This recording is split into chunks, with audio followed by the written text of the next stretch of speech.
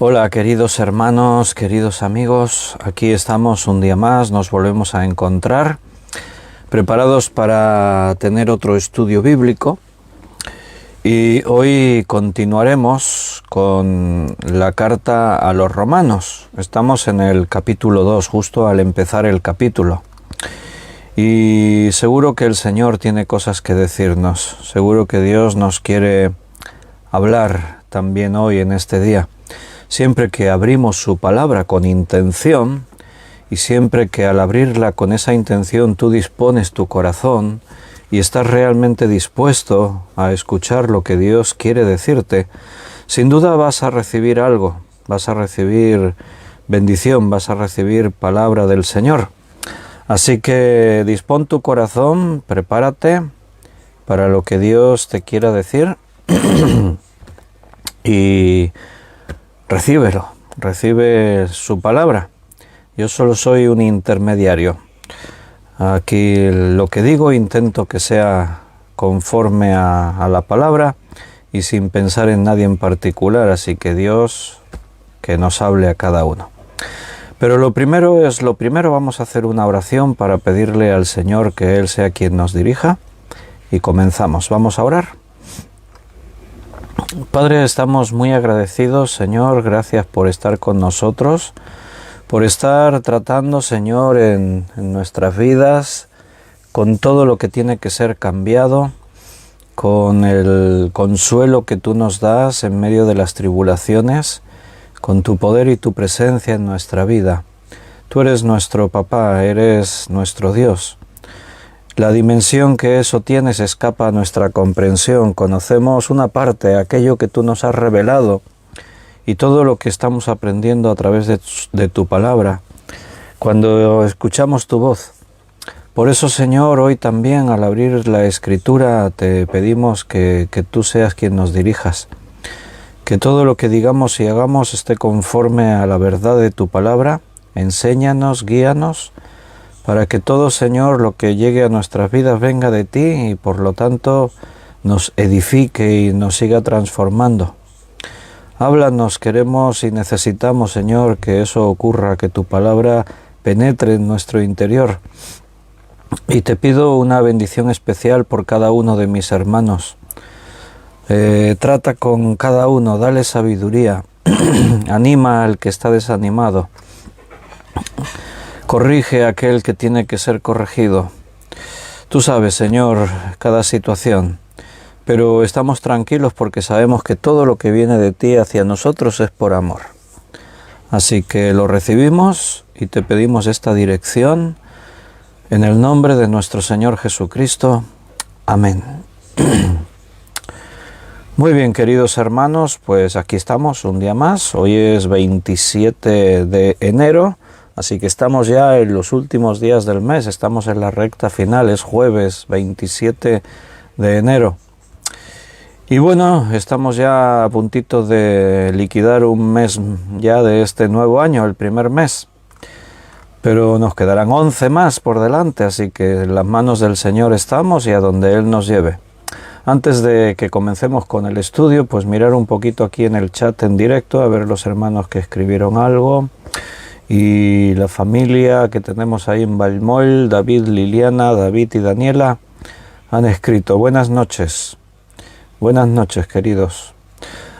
Ani también escribió buenas noches, escribió Ani, pues buenas noches también para ti. Miguel Torres también escribió, bendiciones para tu vida, Miguel. Juan también ha escrito, gracia y paz para ti también, Juan. José Luis también escribió, bendiciones también para ti.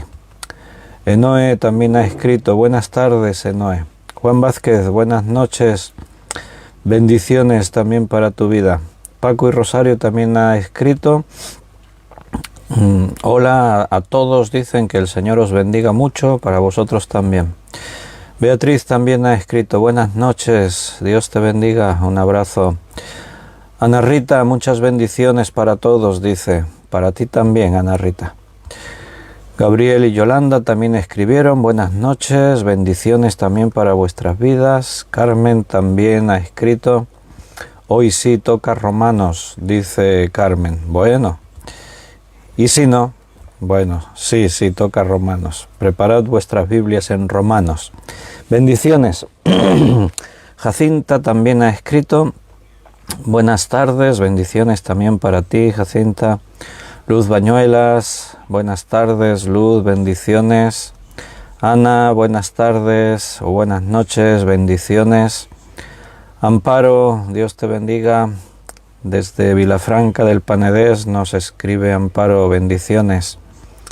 Dolores, Dios te bendiga, bienvenida. Yalikatu, buenas noches, bendiciones. Walter, bendiciones, buenas noches. Ana Karina, buenas tardes, Dios te bendiga. Y Benito, buenas noches, bienvenidos. Wow, hoy estabais todos ahí esperando ya con el teclado a punto para escribir los comentarios, las bendiciones, los saludos, todo. Así que me alegro de que estéis ahí un día más, preparados para que podamos juntos así escuchar la palabra del Señor, recibir ese alimento espiritual que Dios tenga preparado para nosotros y a ver qué es lo que el Señor nos dice. Preparad vuestras Biblias, como hemos dicho, en Romanos capítulo 2, vamos a continuar allí, justo el último día comenzamos este capítulo y nos quedamos allí en el versículo 1, así que vamos a retomar ahí la idea y vamos a seguir avanzando un poquito más. Ayer en el estudio estaba mirando a ver si lo encontraba por aquí, por los comentarios que ayer hicisteis y no lo veía, porque Miguel Torres hizo una pregunta, ¿verdad que sí, Miguel? Y ahora no recuerdo bien, pensé, mañana en el estudio al empezar lo comentamos un momentito.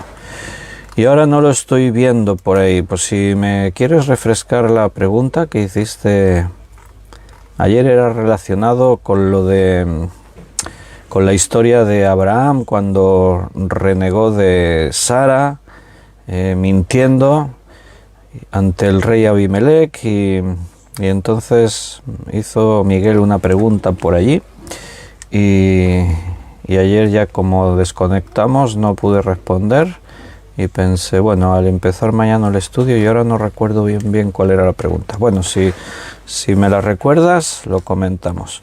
Estamos en Romanos capítulo 2. ¿Cómo estáis? ¿Cómo va todo por aquí, por España, en los diferentes lugares que os conectáis? ¿Cómo estáis los hermanos que os conectáis desde otros países?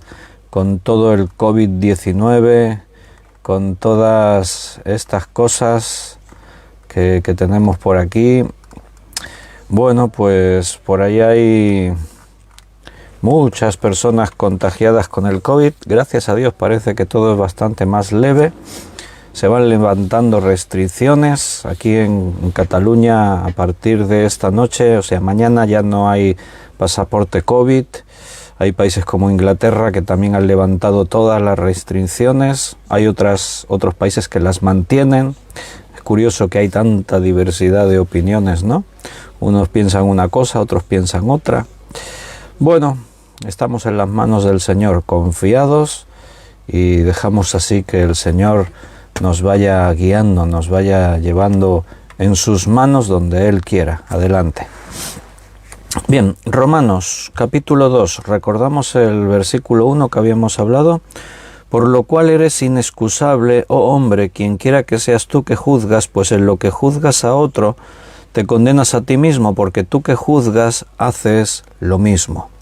Así estábamos el último día estudiando acerca de este nuevo enfoque que Pablo da en el texto. Hasta ahora está hablando de ellos, entendemos que está hablando de los gentiles, el mundo que negó a Dios. Al contemplar la creación negaron a Dios Y pese a las evidencias, la misma creación cuenta la obra de Dios, lo que Él ha hecho con sus manos, pero se envanecieron en sus propios razonamientos, cambiaron la gloria del Dios incorruptible por semejanza de hombre, de animales, de alguna de las cosas que Dios había creado. Y ahora el texto da un giro y ahora Pablo le empieza a hablar a los judíos, porque los judíos, desde su perspectiva, ellos siempre dispuestos a juzgar a los gentiles, pero al hacer eso no se dan cuenta que se están juzgando a sí mismos, porque ellos hacen lo mismo. Aquí no hay clases sociales superiores a otras delante de Dios, nos referimos.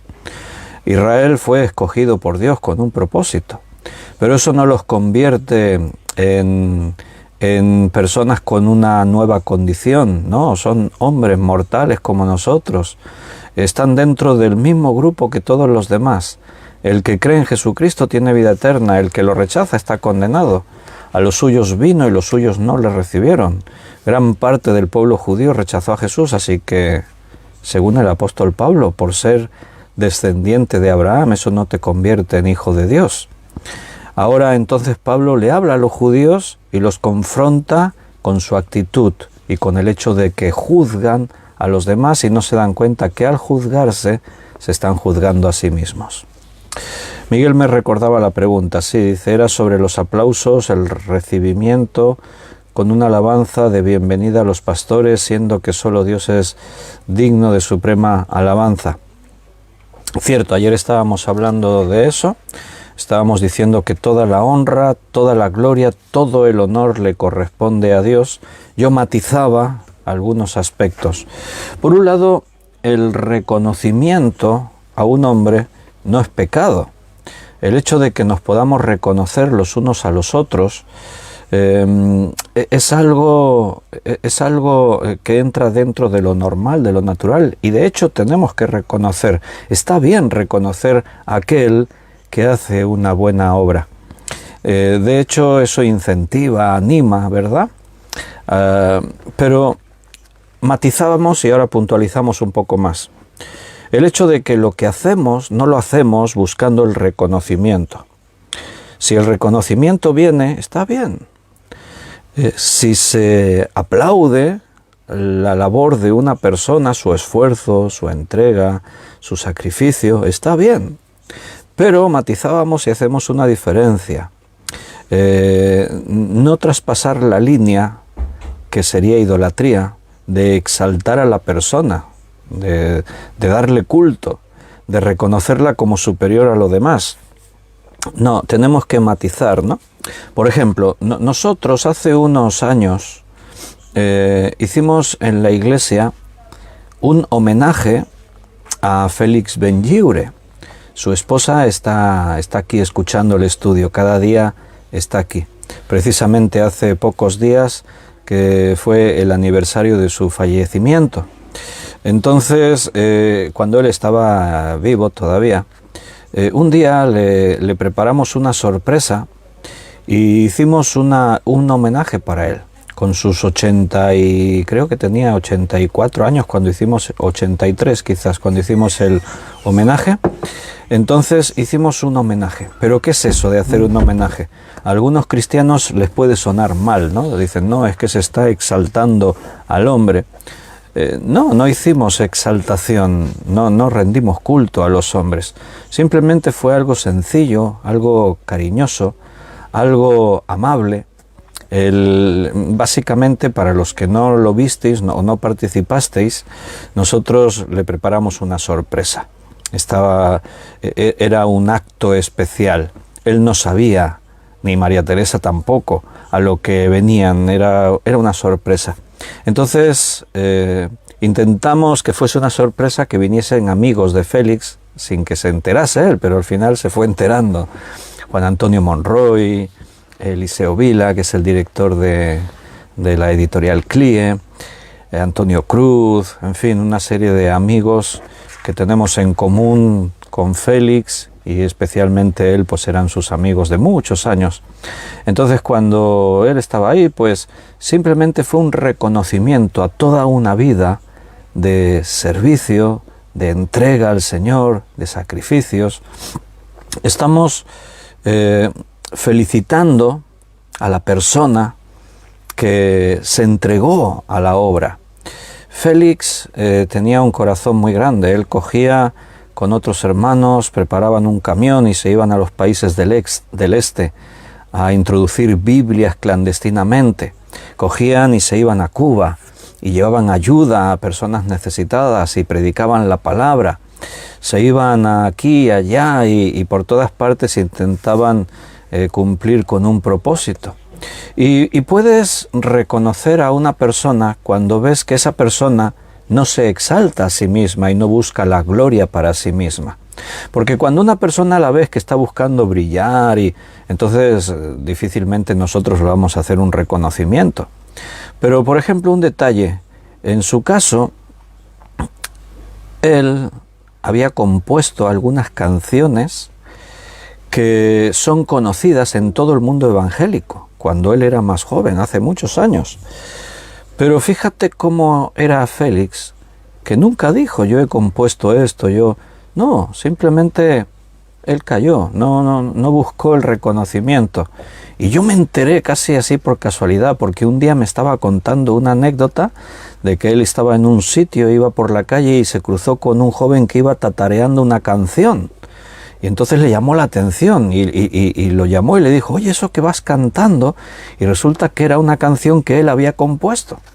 Y él me estaba contando así, ¿no? Como, mira qué casualidad, a veces como Dios te conecta con personas de una forma así casi sorprendente, milagrosa, ¿no? Y entonces me estaba contando la anécdota y fue porque yo le pregunté, ¿y tú componías canciones? ¿Y qué canción era? Le pregunté. Y entonces me lo dijo así casi como sin querer. Me dijo, sí, esa canción que solamente en Cristo. Entonces yo me quedé así sorprendido, porque esa canción la hemos aprendido todos y yo la aprendí pues cuando recién convertido. De hecho, cuando José Pablo Sánchez me enseñó a tocar la guitarra, fue la primera canción que me enseñó a tocar en la guitarra. Y yo le dije, solamente en Cristo, esa que dice, solamente en Cristo, solamente en Él, la salvación. Sí, esa la compusiste tú. Yo me quedé sorprendido, toda la vida cantando solamente en Cristo, y resulta que es amigo mío el que la compuso y nadie lo sabía. Digo, pero no puede ser. Sí, la compuse en el año 50 o 60 y tantos, no sé cuándo me dijo. Y yo bromeando, le dije, ¿y nunca has dicho que tú eras el compositor? No, ¿para qué? Y yo bromeando le dije, pues si lo hubieras dicho estarías cobrando un montón de dinero de derechos de autor. Porque esa canción la ha cantado todo el mundo. Hay vídeos por ahí en YouTube que la está cantando Marcos Witt, que la está cantando el otro, aquel, el no sé qué. Todos los cantantes famosos, todas las iglesias, todos los creyentes alguna vez han cantado solamente en Cristo. Entonces, cuando una persona es humilde y no busca la gloria, es fácil hacer un homenaje. Pero el homenaje no es rendirle culto, no es darle exaltación al hombre. Pero es lo que dice el Señor, siervo inútil soy porque lo que tenía que hacer, hice. Y eso es lo que hacemos nosotros, reconocer que estás haciendo lo que tenías que hacer. Entonces no es, tú eres mejor que nadie, tú eres el mejor sobre la tierra, tú eres bueno, tú eres... No hacemos eso. Pero reconocemos el servicio, reconocemos el decir, lo que has hecho, lo admiramos como hombres y nos ha sido de estímulo y de ejemplo. Entonces en ese reconocimiento, en ese homenaje, reconocimiento, llámalo como quieras, lo que hicimos fue eso, una tarde simpática, cantamos algunas de las canciones que Félix compuso, pues yo les tiré de la lengua y dime más canciones que compusiste. No, alguna más por ahí, no, dime alguna más. Y al final me dijo, sí, esa que dice, yo tengo un amigo que me ama, de la escuela dominical, que siempre hemos aprendido y cantado. Y entonces pues en esa tarde de reconocimiento cantamos algunas de esas canciones, les hicimos un regalo de una placa que ponía un versículo, reconocimos toda una vida, una trayectoria como pastor, fundador de iglesias, ayuda humanitaria aquí y allá, y nada, algo sencillo, algo así. Eso se puede hacer. Lo que Miguel decía, cuando se da la bienvenida a un pastor y se le reconoce, bueno, depende, ahí estamos, ¿no? Depende.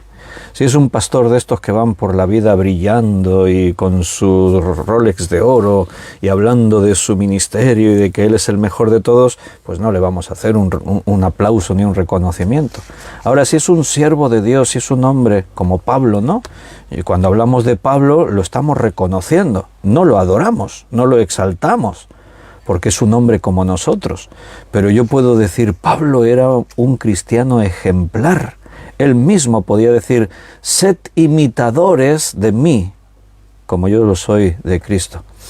Entonces, cuando nosotros reconocemos a un hombre que imita a Cristo, que se comporta como Cristo, que exalta a Cristo, entonces no estamos haciendo nada indebido.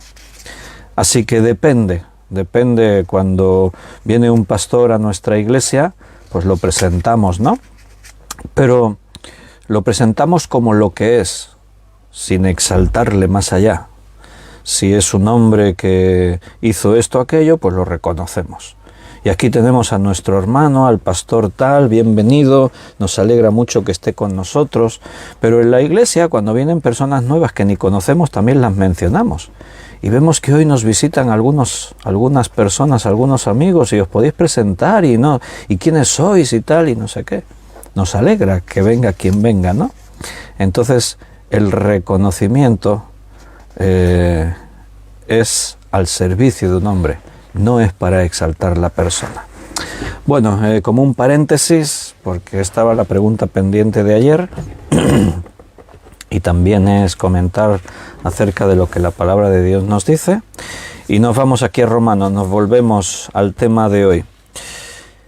El tema continúa en el versículo 2, 3 en adelante, porque Pablo le está hablando a los judíos ahora, y dice en el versículo 2, mas sabemos que el juicio de Dios contra los que practican tales cosas es según verdad. El último día que estudiamos el versículo 1 hablábamos acerca de juzgar a los demás, porque ahí dice, tú que juzgas haces lo mismo. Entonces nos preguntábamos, ¿se puede juzgar? Y decíamos que nosotros juzgamos las obras. Jesús nos lo dijo, por sus frutos los conoceréis. Entonces tenemos que aprender a reconocer las obras de los hombres, no juzgar la motivación de estos hombres. O sea, lo que hay en el corazón del hombre, lo que él se propone, lo que él piensa, yo no lo veo. Y ese clase de juicio le corresponde a Dios. Dios juzgará a todos. Y fíjate que el tema continúa, Dios sigue hablando más. Sabemos que el juicio de Dios contra los que practican tales cosas es en verdad. En contraste con lo anterior. En lo anterior, Pablo estaba hablando de los judíos. Vosotros que juzgáis al otro, os condenáis a vosotros mismos. Porque estáis juzgando a los demás en cosas que vosotros también hacéis. Pero el justo juicio de Dios es en verdad. O sea, ahí está el contraste. El único que tiene la capacidad de juzgar a los hombres en sus motivaciones para salvación o condenación es Dios. Porque el decir que Dios juzga en verdad quiere decir que Dios juzga en plena conformidad con los hechos. O sea, Dios no va a hacer nada indebido. Él no va a prevaricar. Él no va a ignorar pruebas. Él no va a hacer, bueno, es que este es mi amigo, venga, va, no le tendremos en cuenta lo que hizo. No, eso no lo va a hacer Dios. A veces cuando hablamos de esto contamos esa anécdota, ¿no? De un juez que está en una mañana como otra cualquiera administrando justicia, le están trayendo casos, le están presentando casos y de pronto le traen la carpeta con el informe del próximo caso y ahí hay un acusado y hay suficientes pruebas para condenarle porque fue sorprendido en la misma acción delictiva, hay testigos, la policía, todo está ahí. Y entonces cuando traen al acusado delante del juez, la sorpresa es que el acusado es su propio hijo, es el hijo del juez. el que traen delante de este hombre para que él lo juzgue. Ahora bien, ¿qué tiene que hacer el juez? El juez ha hecho un juramento. Juró administrar la justicia. Es lo que él tiene que hacer. No hacerlo buscando favoritismo sería prevaricación. Es un delito grave contra un juez. O sea, buscando el favor de alguien, tratando de sobornar, dejarse sobornar, etcétera, etcétera, por algún interés. Entonces, ¿qué tiene que hacer ante un caso así el juez? Decir, mira, he condenado a 10 esta mañana porque todos tenían las pruebas en contra, estaba demostrado y la ley decía, y ahora me traen pero como es mi hijo, ¿sabes qué? Lo voy a perdonar. Venga, vete para casa y ya hablaremos. ¿Tú qué crees? ¿Qué dirías? ¿Y los otros que condenaste? Bueno, es que la ley dice, ay, tu hijo no aplica la misma ley, porque es tu hijo, haces la vista gorda y dices no pasa nada. No, el juez tiene que aplicar la justicia. Y si su hijo ha hecho esto y la ley dice, tiene que sentenciarlo. Por eso es juez. ¿Entiendes? Entonces, Dios no hará nada indebido. Él juzga conforme a la verdad. No según los judíos que desde su propio criterio, simplemente por el hecho de que tú eres gentil, ya te estoy juzgando. Ya estoy diciendo que eres basura, que eres escoria, que eres un pecador, que eres lo peor del mundo. Entonces, ahí es donde no podemos entrar en ese juego, no podemos juzgar a las personas así. Y el tema continúa porque dice en el versículo 3, y piensas esto, oh hombre, tú que juzgas a los que tal hacen y haces lo mismo, ¿que tú escaparás del juicio de Dios? Aquí Pablo lanza una pregunta retórica. De hecho, no es la única. Él va a ir lanzando algunas de estas formas literarias. En este caso es una pregunta retórica. ¿Y piensas esto, hombre, tú que juzgas a los que tal hacen y haces lo mismo, que tú escaparás del juicio de Dios? Desde la perspectiva de la verdad de Dios que hemos dicho en el versículo 2, con la que Dios juzga, ¿quién es el que se atreve a juzgar a los demás? ¿Acaso tú crees que te vas a librar del juicio porque tú tienes tu propia perspectiva y tú estás juzgando a los otros? Y quiero que notes que lo que decíamos el otro día, que Pablo, hasta aquí en el capítulo 1 hablaba sobre ellos, pero ahora está hablando utilizando la segunda persona del singular. Tú que juzgas, tú que haces, tú. O sea, él se ha hecho cercano a los que está hablando. Le está hablando a los judíos. Está utilizando una forma figurada, un diálogo imaginario. Decíamos el otro día que esto se llama diatriba. Esta forma, este estilo literario de utilizar como un diálogo imaginario, porque no tiene a alguien delante, así cara a cara con quien está hablando, pero Pablo está como si estuviese hablando con un judío, con los judíos, ¿no? Cara a cara, y les está diciendo ahí en persona. Esta forma de recibir la palabra nos confronta, porque es como si Pablo me estuviese hablando a mí, como si el Espíritu Santo me está hablando a mí, que es lo que la Biblia hace siempre que la leemos o que la escuchamos, hablarnos en forma particular a cada uno de nosotros. Y Pablo está diciendo esto. ¿Quién se atreve a juzgar a los demás? Bajo la perspectiva de que Dios juzgará con toda la verdad. Quizás el interlocutor, en este caso, piensa que escapará del juicio de Dios, de ahí la pregunta. ¿Y piensas esto, oh hombre, tú que juzgas a los que tal hacen y haces lo mismo? Ahí está la reflexión, lo mismo del versículo 1. Volvemos a lo que decíamos el otro día. El judío puede decir, pero yo no hago eso. ¿El qué no haces? No, yo no soy homicida, yo no he matado a nadie. Yo no soy fornicario, yo no he... No, pero ¿qué dice en la lista? Murmuradores, detractores, contiendas, engaños, maldad. Esa forma psicológica de proyectar, ¿no?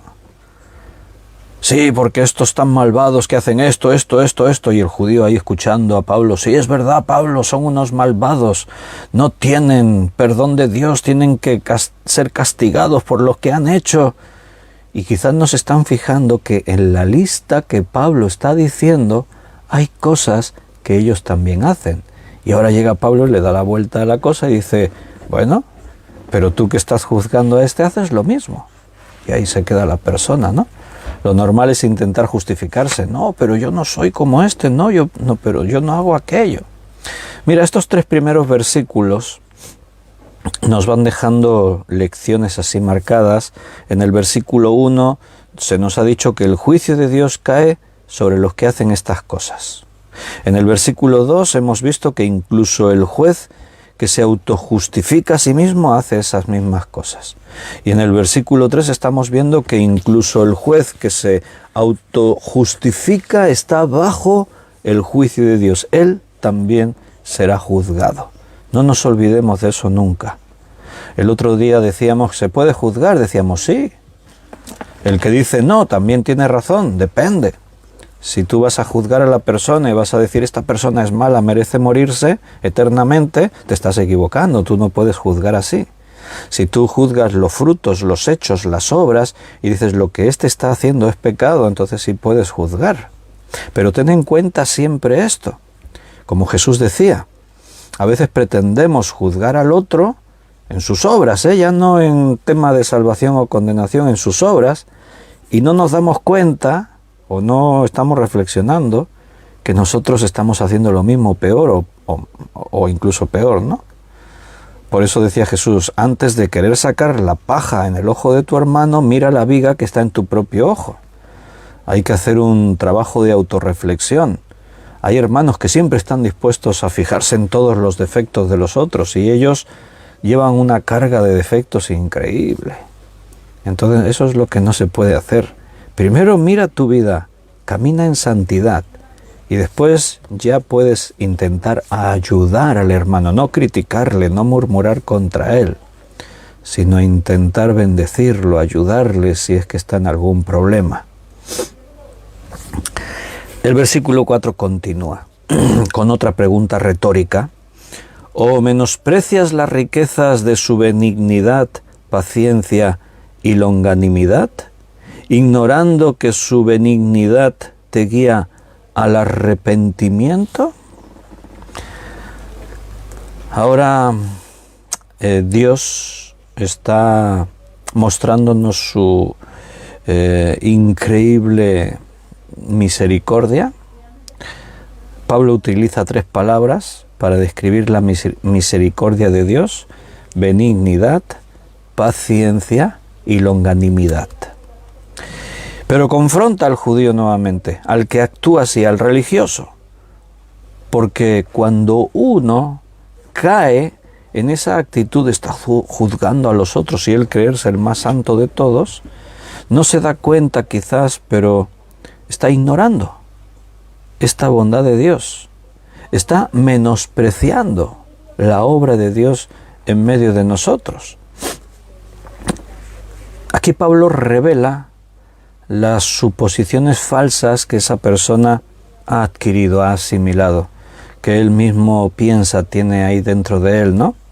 La persona que peca, que vive en pecado, dice aquí en Romanos, que todos hemos pecado, pero cree que evitará el juicio de Dios por su condición religiosa, está menospreciando la misericordia de Dios. O menosprecias las riquezas de su benignidad, paciencia y longanimidad, ignorando que su benignidad te guía al arrepentimiento. El que cree que no, porque yo ya soy miembro de una iglesia, no, porque yo ya soy cristiano, no, porque yo soy judío, soy hijo de Abraham, no, porque el que cree que por su condición religiosa él ya evitará el juicio de Dios y tiene la capacidad incluso de juzgar a los demás, no se da cuenta que está menospreciando, es lo que dice ahí el versículo. ¿Qué es menospreciar? La palabra lo dice, preciar menos. O sea, no darle el reconocimiento, el valor, el sentido que tiene a algo, y en este caso es la misericordia de Dios, la obra de Dios. Dicha misericordia, como vemos aquí, no solo aquí, sino a lo largo del Nuevo Testamento, la misericordia de Dios se describe muchas veces con estos tres términos: benignidad, paciencia y longanimidad. La benignidad es la calidad de ser bueno, de ser benigno. Dios es bueno. No lo podemos decir de los hombres. Una vez un hombre se acercó a Jesús y le dijo: Maestro bueno. Y Jesús le dijo: ¿por qué me llamas bueno? No hay ningún hombre bueno sino solamente Dios. Nosotros utilizamos un lenguaje coloquial y a veces nos referimos a unos y otros y decimos: qué buena es esta persona. Y no lo decimos con esa intención de decir es bueno, no tiene pecado, es una... No lo decimos con eso. ¿Está permitido hablar así? Sí, porque es una forma coloquial de referirnos, de hablar de la calidad de la persona en cuanto a su carácter, sus acciones, que son bondadosas, pero no en el sentido de que tenga o no tenga pecado, o en comparación con Dios. Solo hay uno bueno, Dios. Ahora, cuando hablamos de Dios podemos decir: Dios es bueno. Con toda la boca llena podemos decir eso. Dios es bueno. Su benignidad, su bondad se derrama hacia los seres humanos. Cuando dice paciencia, la paciencia es algo que todos nosotros, todos los seres humanos, alguna vez en nuestra vida hemos dicho: qué poca paciencia tengo. Porque aunque a veces nos creemos pacientes, solamente nos tienen que tocar allí donde más nos molesta, nos tiene que afectar allí donde más nos cuesta y ¡pum!, de seguida vamos a estallar. Entonces, la paciencia es una calidad realmente valiosa y apreciada en una persona, en un ser humano. La persona paciente, de verdad, tiene un buen don. Pero cuando hablamos de la paciencia de Dios, bueno, su paciencia no tiene límite. ¿Tú ves cómo Dios trata con nosotros? ¿Con el ser humano? ¿Cuántas veces estarías tú dispuesto, mi hermano, a aguantar que alguien te ofendiese en algo? ¿Cuántas veces estarías dispuesto a aguantárselo, a perdonarle? Una vez le preguntaron a Jesús: Maestro, ¿cuántas veces perdonaré a mi hermano? 7. Y los que le preguntaron quisieron demostrar una generosidad sin límite. Porque la tradición judía en cuanto al perdón decía que el que ofende merece ser perdonado hasta 3 veces. Entonces fíjate, el que le plantea a Jesús la pregunta dobló la cantidad, 6, y le añadió una más, 7. Como diciendo: bueno, esto ya es la perfección absoluta, ¿no?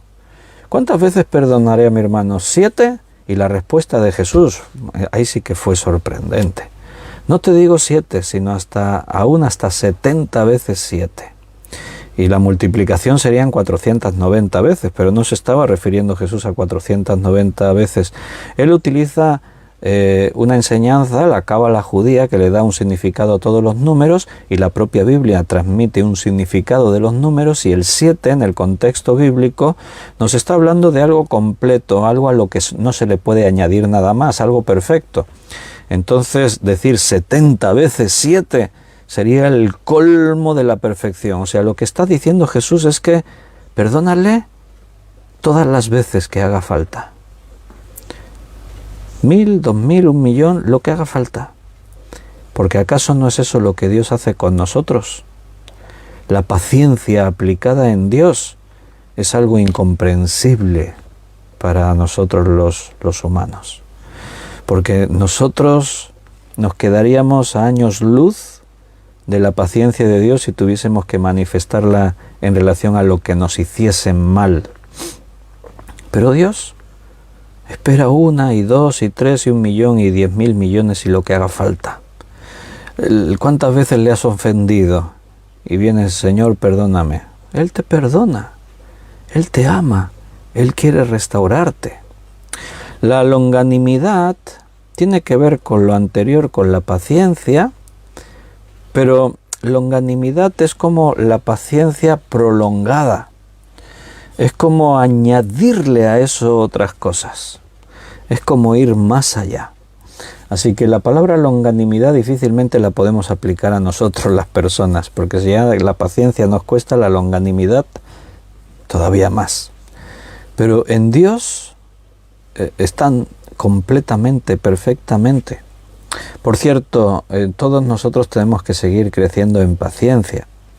Y algunos hermanos, a veces lo he referido, no se dan cuenta cuando le piden al Señor paciencia, ¿no? Le dicen, Señor, dame paciencia.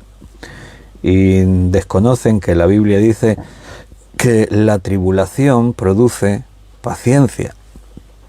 Así que ten cuidado, no sea que le estés diciendo al Señor, Señor, mándame tribulaciones para que pueda crecer en paciencia.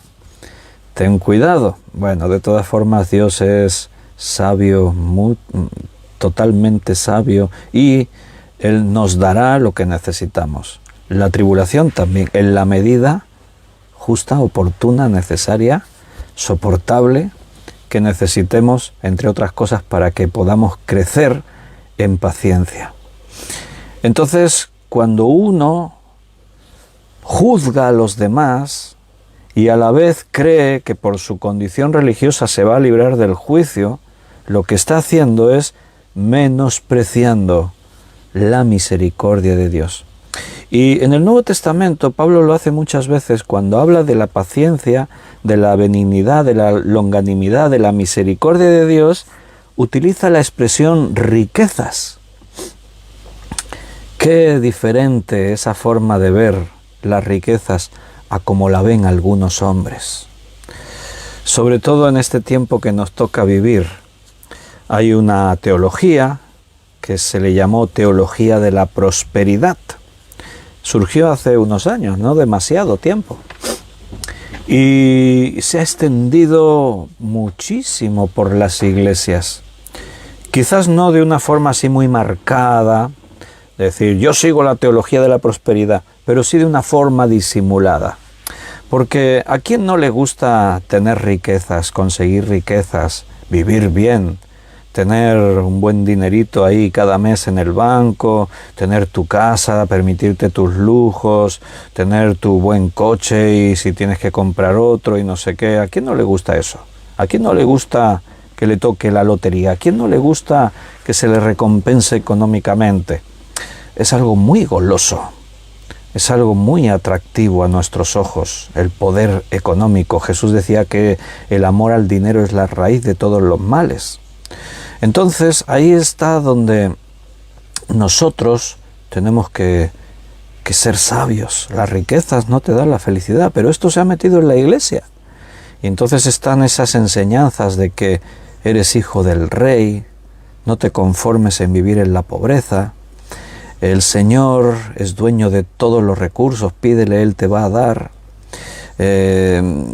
Algunos hay por ahí vídeos en YouTube, en todas partes, está lleno de vídeos de predicaciones de este tipo. Hay gente que dice, yo el oro no lo quiero en los cielos en la Nueva Jerusalén, yo lo quiero ahora, aquí en este mundo. Algunos hablan así. Hay gente como uno de los pastores, un pastor que tiene una de las iglesias más grandes en Estados Unidos, que él escribió un libro que se titula Tu mejor vida ahora. Así se titula el libro.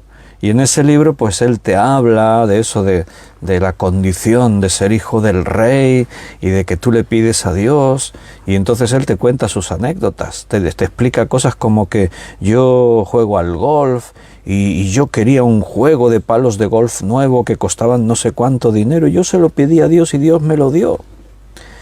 Y entonces tú piensas, cuando el pastor de una de las iglesias más grandes de los Estados Unidos predica y enseña todo eso, ¿dónde estamos? ¿Dónde está la iglesia? ¿Realmente tú crees que Jesucristo vino a este mundo, sufrió, derramó su sangre en la cruz, soportó el menosprecio, aguantó la soledad, atravesó Getsemaní, todo aquello para que yo ahora pueda conseguir mis palos de golf, mi Rolex de oro? ¿Tú crees que Cristo vino a morir en la cruz para que yo pueda conducir coches de lujo y vivir en mansiones y todo eso? Si alguien piensa eso, no sé en qué ha creído y no sé qué Biblia está leyendo. Sí lo sé, pero la Biblia se puede manipular. Pero realmente el amor por el dinero y el amor a Cristo, como Jesús dijo, no se puede servir a dos señores a la vez. Están muy en oposición una cosa con la otra. Pero cuando Pablo habla de la benignidad, la paciencia, la longanimidad, la misericordia de Dios, su gracia, utiliza la expresión las riquezas. Habla de las riquezas, porque eso sí son riquezas.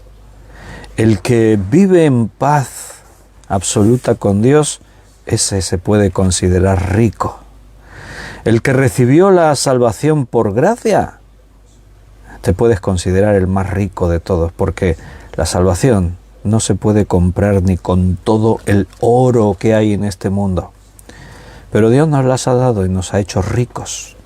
Por eso Jesús decía, haceros tesoros en los cielos, que tus riquezas estén en los cielos, no aquí en la tierra. Aquí en la tierra todo se quedará aquí, todo se corromperá, todo se pudrirá.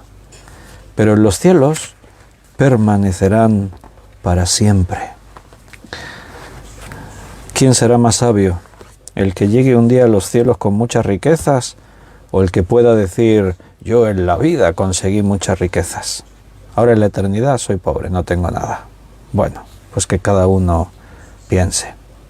Y Pablo continúa con el argumento y dice, versículo 5, pero por tu dureza y por tu corazón no arrepentido, atesoras para ti mismo ira, para el día de la ira y de la revelación del justo juicio de Dios. El argumento sigue. La parte final de la pregunta retórica anterior decía, ignorando de su benignidad, que su benignidad te guía al arrepentimiento. Hay muchos que no se dan cuenta de eso, lo ignoran. La misericordia de Dios guía a los hombres a arrepentirse para ser salvos. Y ahora aquí Pablo explica el por qué no se llega a ese arrepentimiento. ¿Cuál es la causa? Por la dureza y por tu corazón no arrepentido. La dureza de corazón impide a los hombres que se arrepientan. La paciencia de Dios con el pecado no debe interpretarse como una señal de debilidad. Dios es paciente. Él permite que en el mundo siga habiendo toda la maldad que hay. Dios tolera a los hombres los pecados, las maldades, todo lo que ocurre todos los días. ¿Sabes cuánta maldad se produce en este mundo todos los días? Si la pudiésemos medir, Dios que lo conoce todo, es increíble. Cuánta maldad. Y Dios permite. Pero no confundas que el permitir de Dios sean signos de debilidad o de que Dios va a detener el juicio para siempre. Alguno podría pensar, bueno, si Dios permite al mundo vivir como vive y a los hombres hacer las cosas que hacen, y hasta el día de hoy Él no ha actuado y no ha juzgado a los hombres, no lo hará. No te equivoques, no te engañes. Lo que está diciendo Pablo aquí es que el juicio se acerca. El justo juicio de Dios vendrá. Creo que fue el domingo pasado, estábamos predicando que todos compadeceremos ante el tribunal de Cristo. Y nos preguntábamos, ¿cómo enfrentarás ese juicio? Todos pasaremos por el juicio. ¿Cómo lo enfrentarás tú? Si lo enfrentas según tus obras, tienes un problema. Porque por las obras de los hombres nadie será salvo, todos serán condenados. La persona que da por sentado que la bondad de Dios va a hacer que todos los hombres se salven, tiene un problema, está muy equivocado. Lo que hace, según este versículo, es acumular ira que será manifestada el día del juicio. Tú sabes que hay personas que piensan eso. En el mundo, muchos piensan así. La muerte, piensan, es el paso a un estado de vida mejor. Siempre ha existido la expresión en las personas en general en el mundo de decir, bueno, se murió, ya se fue al cielo. ¿Verdad que eso quizás en este tiempo se va perdiendo porque el hombre cada vez es más duro, más incrédulo, es más carnal y menos espiritual? Pero muchas personas, así por general, la gente utiliza estas expresiones. Ya se murió, está en un sitio mejor. Ya se murió, se fue al cielo. Bueno, se murió. Hoy en día se utilizan otras expresiones. Volvió a las estrellas porque somos polvo de estrellas. Ya murió, se reunió con los espíritus de la naturaleza. Ya falleció, se volvió a no sé dónde, a sus antepasados, no sé qué historias, cada uno se... Pero ignorar que el juicio de Dios es real y que todos lo enfrentarán, y habla de juicio y lo pone en otro sentido, se refiere al juicio como el día de la ira. La Biblia en muchos lugares cuando habla del juicio final se refiere a este día como el día de la ira, como aquí Pablo está hablando. Atesoras para ti mismo ira para el día de la ira, en el justo juicio de Dios. Entonces, incluso, fíjate, hay personas cristianas que conociendo la Biblia, o por lo menos no sé hasta dónde conocen de la Biblia, pero yo sé que hay personas cristianas que dicen que Dios es bueno, Dios es amor. Yo no creo que Dios vaya a permitir que nadie se condene para toda la eternidad. Bueno, ese sería el deseo, ese es el deseo de Dios. Dice la palabra que Dios no quiere que nadie se pierda, sino que todos procedan al arrepentimiento. Pero fíjate, la frase misma te dice que lo que Dios quiere es que te arrepientas, porque Él no quiere que te pierdas.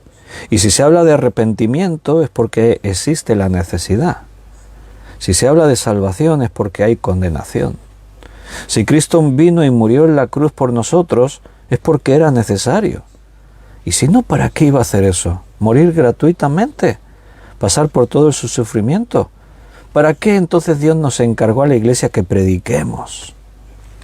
Mira, sería injusto que millones y millones de cristianos a través de los años, una gran parte en los primeros siglos, en la persecución romana, diesen sus vidas, perdiesen todo, sufriesen lo indescriptible por predicar a Jesucristo, y que después resulta que todos se salvarán.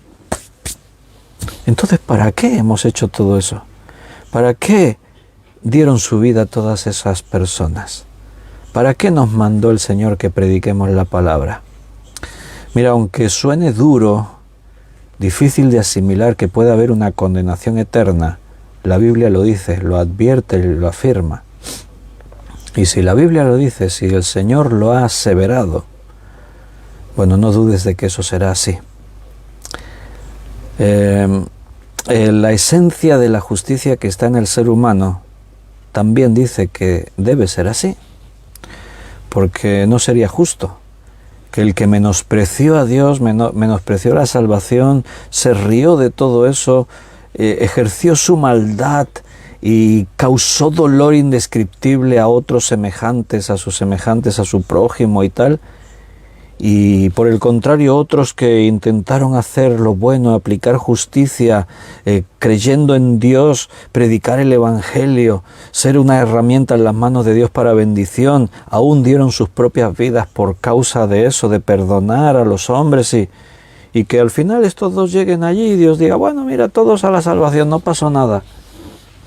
A mí la esencia de la justicia que forma parte del ser humano me dice, no, eso sería injusto, no puede ser. El que menospreció y dijo, no, yo no quiero salvarme. Por otro lado está ese principio, libre albedrío. El hombre necesita sentirse libre.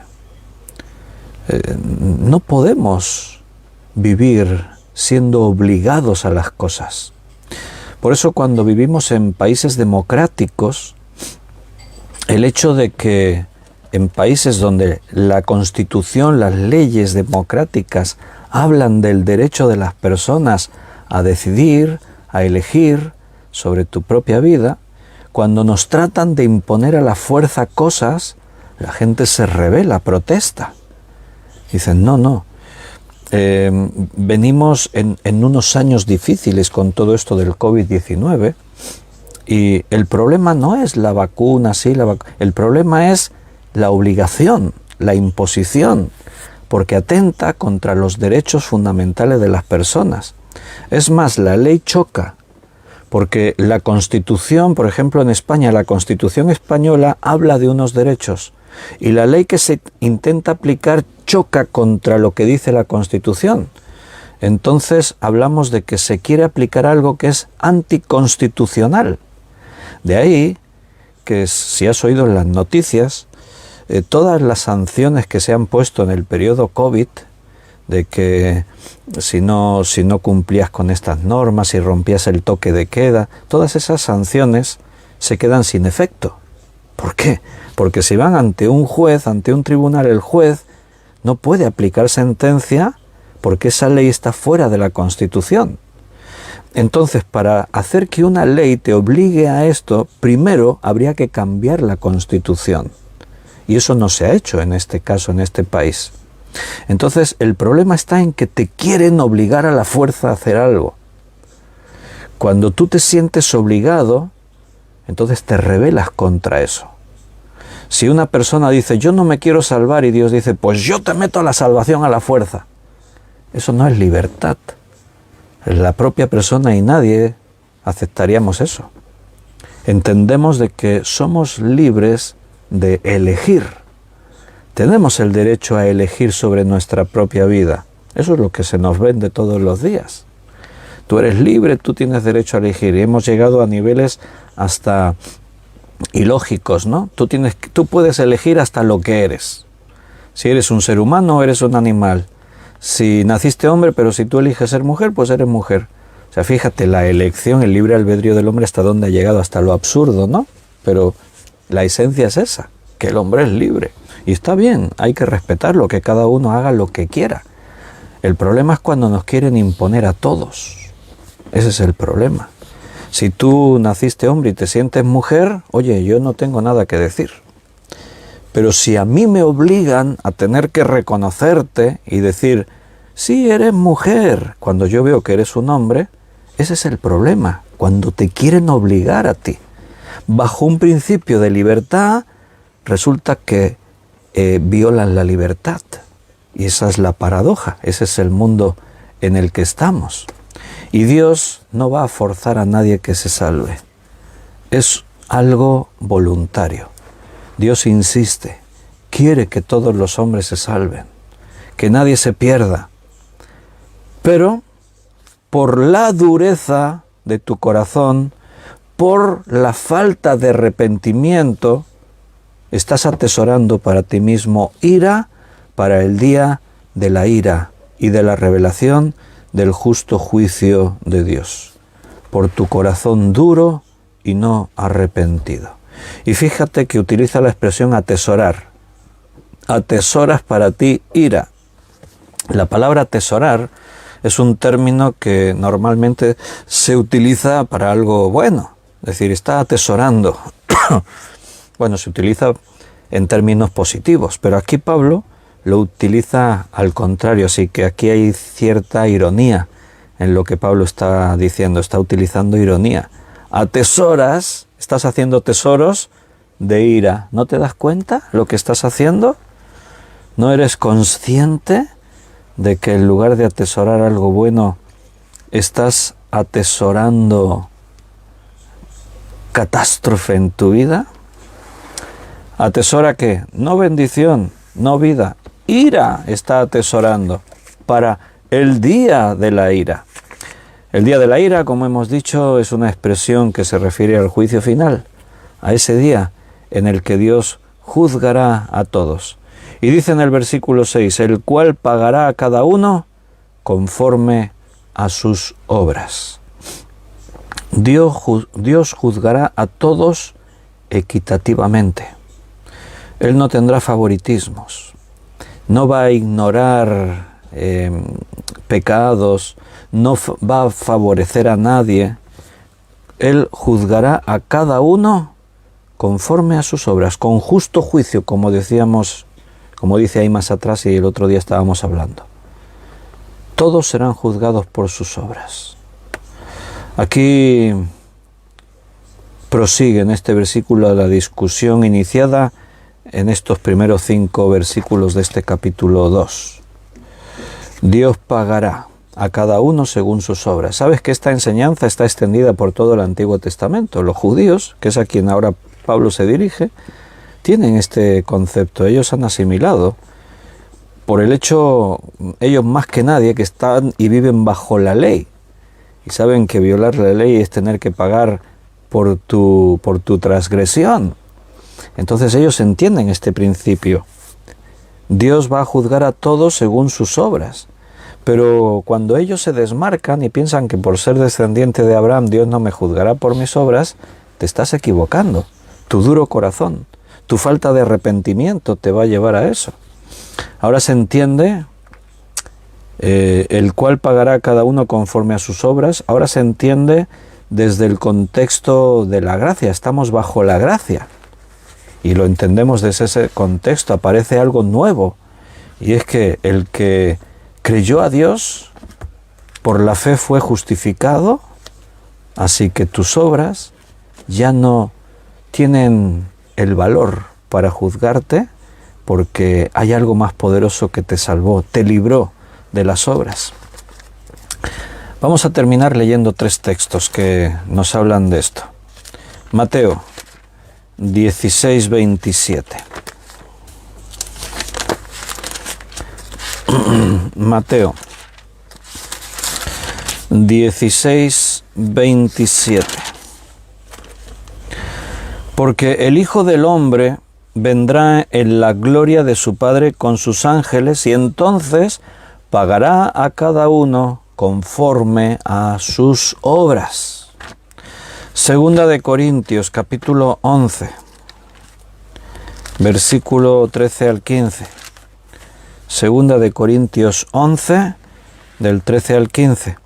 Porque estos son falsos apóstoles, obreros fraudulentos, que se disfrazan como apóstoles de Cristo. Y no es maravilla, porque el mismo Satanás se disfraza como ángel de luz.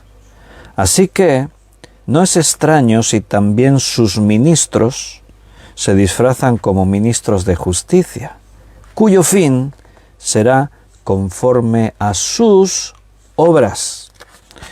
Y segunda de Timoteo, capítulo 4, versículo 14. Alejandro el caldelero me ha causado muchos males. El Señor le pague conforme a sus obras, conforme a sus hechos. Esa es la idea que a lo largo del Antiguo Testamento se extiende, y en el Nuevo Testamento también, solo que ahora en el Nuevo Testamento adquiere una nueva dimensión, está dentro de un nuevo contexto. Jesucristo murió por nosotros, pagó por nuestros pecados. Ahora ya no importan tus obras. ¿Qué hiciste bueno? ¿Qué hiciste malo? Para salvación no importa, porque la salvación viene por gracia. Lo contrario a un corazón endurecido y no arrepentido. Cuando tu corazón se vuelve sensible al mensaje del Evangelio y cuando te arrepientes, adquieres la salvación. Tienes vida eterna. Te conviertes en hijo de Dios. Entonces Dios ya no te pagará conforme a tus obras. Entonces Dios tiene en cuenta tu fe, y por tu fe eres justificado. Eres declarado justo. Tu nombre se inscribe en el libro de la vida.